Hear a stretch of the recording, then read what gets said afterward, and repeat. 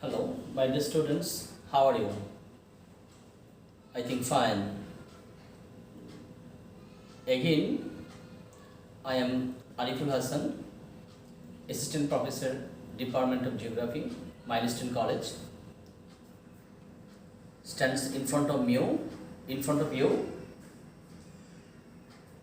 for our online classes. After a long time, again I am in front of you, and in this time last few video classes conducted by other teachers of Milestone College, and last few classes you have completed chapter 12, which is including economics, and last class we started chapter 16. And that was June live class. And chapter 16 we completed in last class what is social anarchy, causes of social anarchy, and what is degradation of social values, causes of degradation of social values, effects of social anarchy and degradation of social values. Then step to prevent the degradation of social values or anarchy from the society. Side by side, violence towards women. Violence towards 16.2, the violence towards women, concept of violence towards women, nature of violence to women, and we also completed impact of violence towards women. That means up to page 282. Today we are going to start the legal supports to prevent violence towards women. You may see the book, page 283. The legal supports, see chapter 16, legal support to prevent violence towards women. That means if anybody commits any types of violence against women, what type of punishment should be given by the state to that offender. That means what are the rules and regulations which are prevailing in our society to prevent violence against women, towards women. First one, the Prevention of Oppression Towards Women and Children Act 2000. See first one, the Prevention of Oppression Towards Women and Children Act 2000. And this Act of 2000 has been amended on 2003. And on the basis of this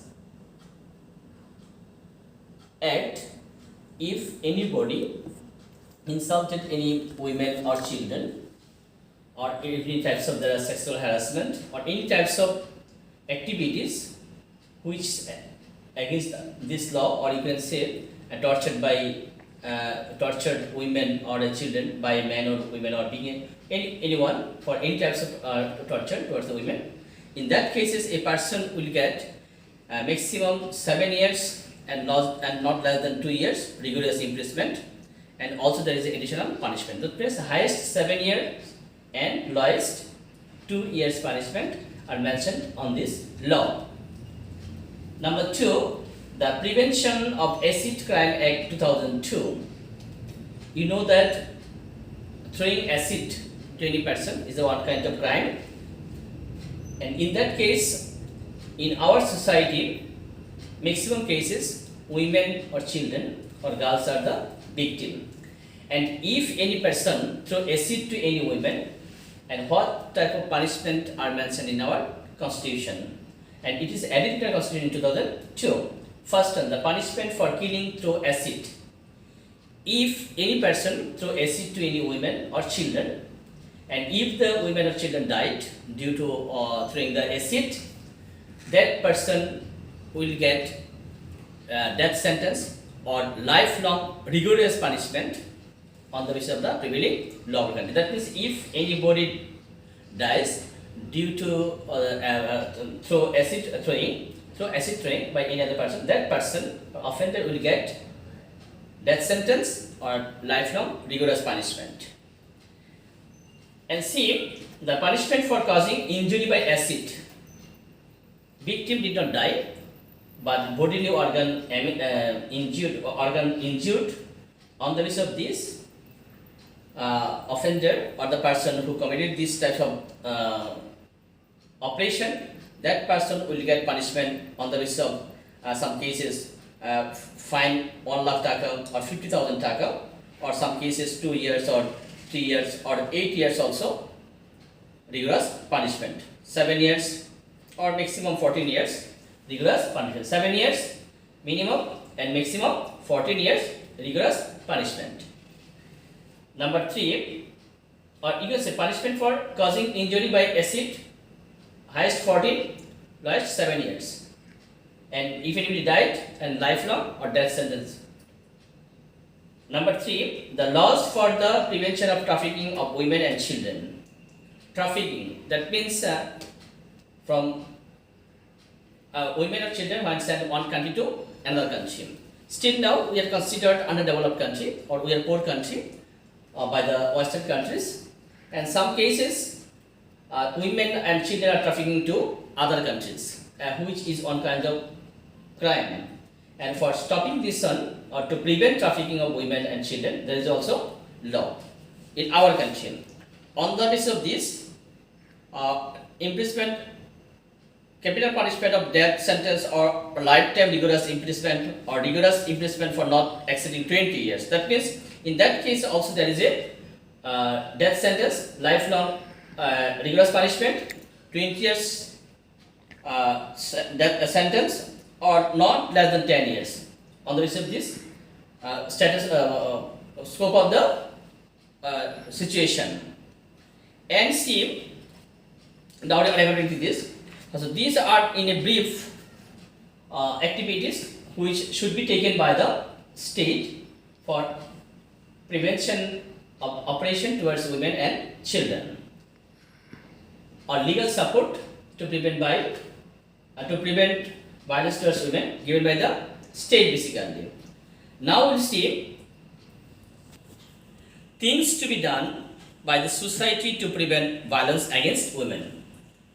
State alone cannot stop the violence against the women. State alone cannot stop the violence against the women. There is a responsibility of people like us as a citizen. It is our right to prevent the violence against the women. So as a member of the citizen, as a member of the state, as a member of the society, we have to follow some rules to prevent violence against women.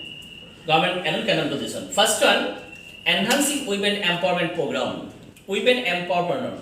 That means day by day, government also took different types of program so that women can become empowered. That means they can stand by themselves, they can earn money. As for example, if you see the books has given to educate women, to give allowance to the widows, and to function credit program for the women, which make the women empowered. Number 2, enacting laws and its proper implementation. To stop violence against women, we should enact laws, and we have to implement properly so that nobody can get scope to do these types of operation or violence against the women. Number 3, providing education for both son and daughter. In respect of Bangladesh, those who are the poor or illiterate and those who are living in the rural areas, they are sending their son to the school and they are not sending their daughter to the school. They think it's one kind of expenditure, or they are not able to send both son and daughter to the school. When daughter are illiterate, they are not getting social status properly. In that case, there is a chance to occur violence against the women. So we have to provide education for both son and daughter equally, and they can go outside. They will be aware about their right. In that case, violence against women can be prevented. Creating mass awareness about women's rights and associated laws. What are the laws?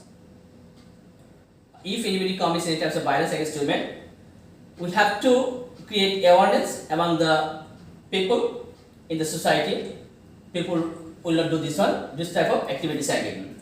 Expanding activities of the organization associated with the women's rights.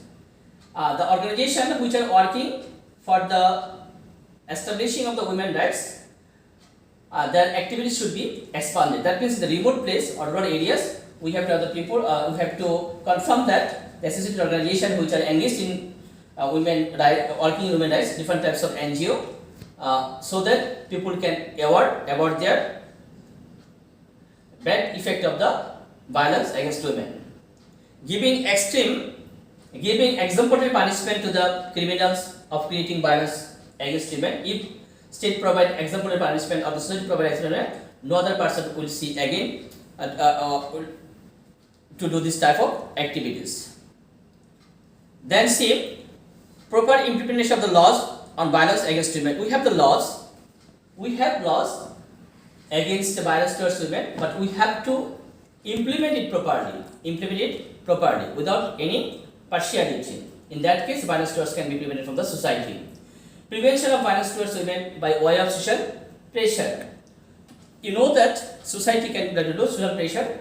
If any from any society anybody commits this types of one, and that those are the leader of the society, they should stand on behalf of the victims, and the offender get punishment. In that cases, prevention violence can be prevented from the society. Prevention of violence towards women by way of social pressure. By creating mass awareness to publishing the impact of the violence against women, positive result. That is one of the impact if anybody done this type of activities. To present the relevant laws in simple and lucid language to the people. There is a law, but general people in our rural area does not know about this. So we have to know. We have to make the people know, or we have to present the rules and regulation of our country, which are for you can say violence towards women. In that case, they will not do this type of activities. So these are the things which should be done by the member of the society, and which will be helpful for to prevent the violence against women. Now see, next topic, child labor. It is also another social problem in our country. Another social problem in our country. It's a big social problem also after the violence towards women. In different sector, those are according children's child definitions country to country differs. On the basis of the life expectancy in our country, child are considered whose age less than 14, or some cases less than the 16 years. So they would not be allowed to do what according to our constitution. And these are the known as the child labor. Now, what are the causes of child labor? So the book 285. If you see the topic properly, you will get some point here.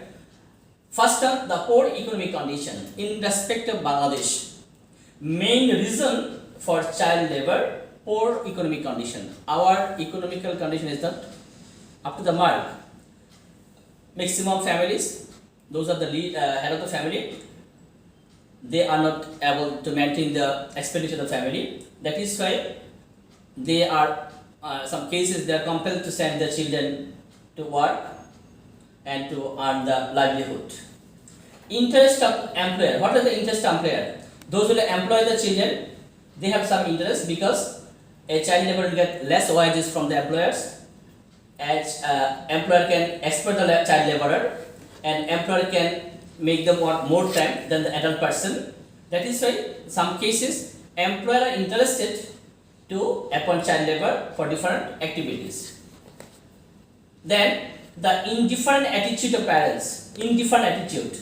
We have to stop indifferent attitude of the parents, because child labor increasing day by day as a result of the indifferent attitude of the parents, because the things to send the children in a school and colleges is some kind of expenditure for 14 or 15 years or 16 years some cases, and that is why child labor is increasing in our country.